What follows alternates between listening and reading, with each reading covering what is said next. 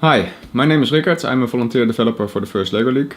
In this video we're going to continue where we left off with the last video, where we built a rudimentary chat application to use on online tournaments.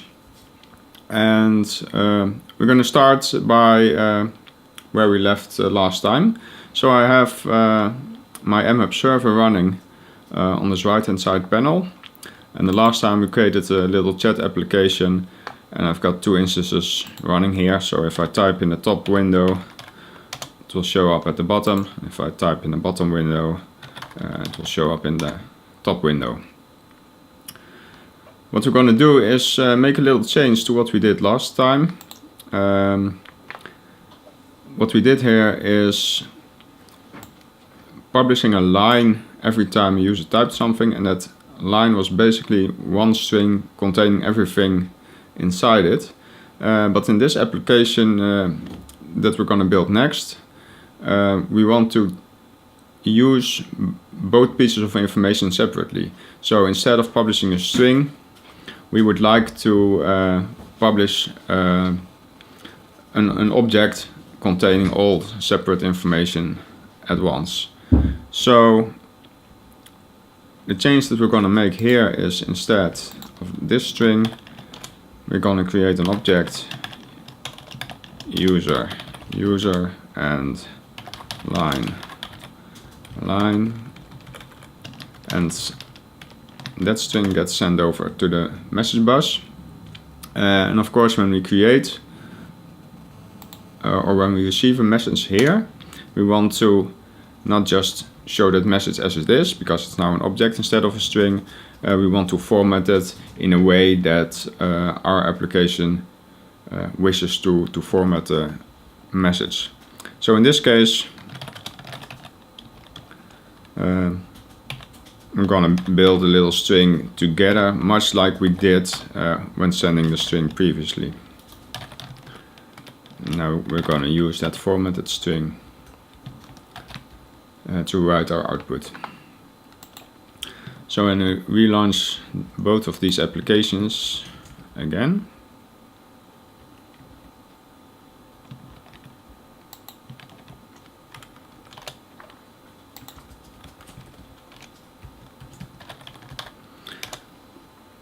we have now essentially the same application running again. It behaves exactly the same, but the difference is that the messages that are sent over the message bus are now an object containing all our data as semantic entities, rather than a single string where all meaning is basically lost. And that separation will become useful in what we're going to build next. So I will switch over to my new project I created. I created a simple example HTML file that contains a container where we're going to put our messages, and a small form that contains an input that allows us to specify our username, and another input that allows us to type some messages. So I already created this, and I will start with the JavaScript implementation of it all. And we start much like we did last time, by creating a WebSocket instance. This is all basically standard JavaScript, no libraries needed. Everything is just included in your browser, so you can just follow along without any external dependencies. So we start off by creating a WebSocket instance, a new WebSocket, and listen to our local server. On the open event of that WebSocket instance, we send some data across to the message bus, indicating that we want to subscribe to a particular node. And the way that WebSocket works is that you are sending back and forth strings. So this is why I'm using JSON.stringify here. We can't just send over raw JSON our raw JavaScript objects, but we need to convert that to a string by using JSON.stringify. So this is the first bit. We're sending out a message indicating that we want to subscribe to the default node on our mmap server. And when a message arrives, we want to do something with that. Again, we're receiving a raw JSON string from the WebSocket interface, and we need to parse that to a JavaScript object by using json.parse. And for now we're just gonna log that in the console. So that's it for now. Okay, so I have a small typo here. I'll correct that, and then I'll switch over to our browser where we have our application running here. And the first thing that appears in the console is an object containing the acknowledgement from mmap server that connection is successful. So this is a good thing. If I now use one of my previous chat application to say something, we'll see that the message indeed arrives at in the browser, and that there's data inside, and that we have got a separate line and user properties as we just changed in our command line application. So that all nicely works. Next thing is to use that information and update the interface. And this bit basically has nothing to do anymore with WebSockets. It's just ordinary JavaScript as you would be familiar with. So what I'll do here is I don't want to show everything. For example, the acknowledgement, I can skip that. So I do a check here, if envelope.type equals message, then only I want to do something, which is create a new element.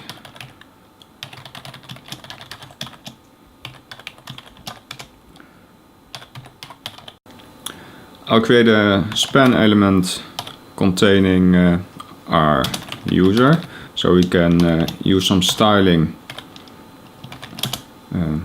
to make it stand out later on.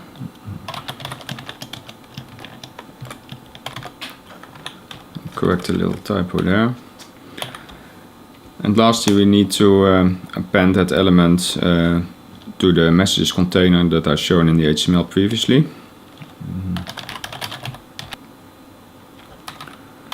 So there we go, I can get rid of that console log line. So what we now have, if we refresh the browser real quick, and when we send some messages again over our chat application, we find ourselves with an error. Let's see what's wrong there.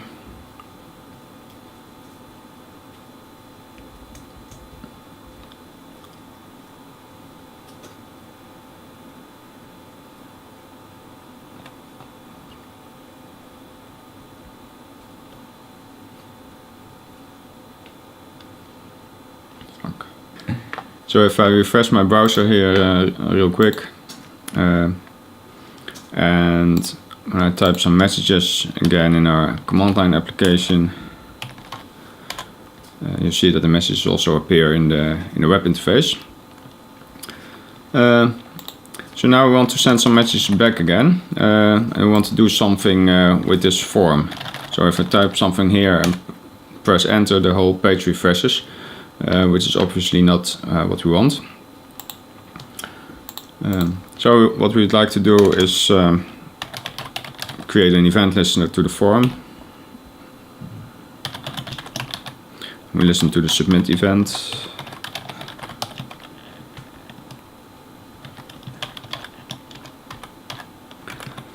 And first thing that we're going to do is prevent the default action of the event, which is refresh the page.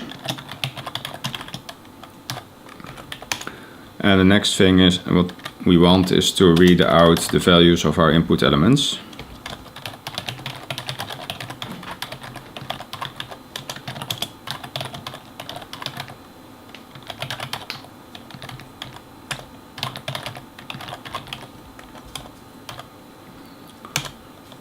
And with that information we want to send a WebSocket message again. So we use again json.stringify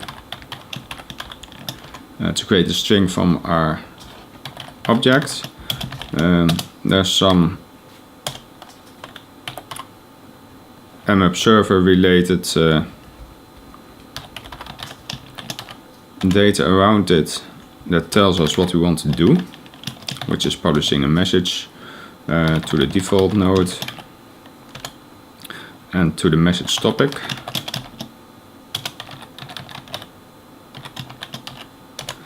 And the data that we're going to send is again the user that we entered and the line that we entered.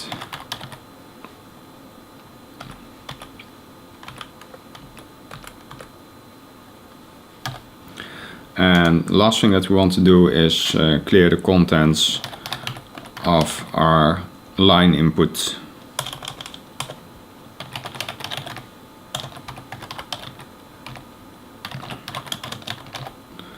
So that we can enter a new message. So I now refresh the page, type in my username,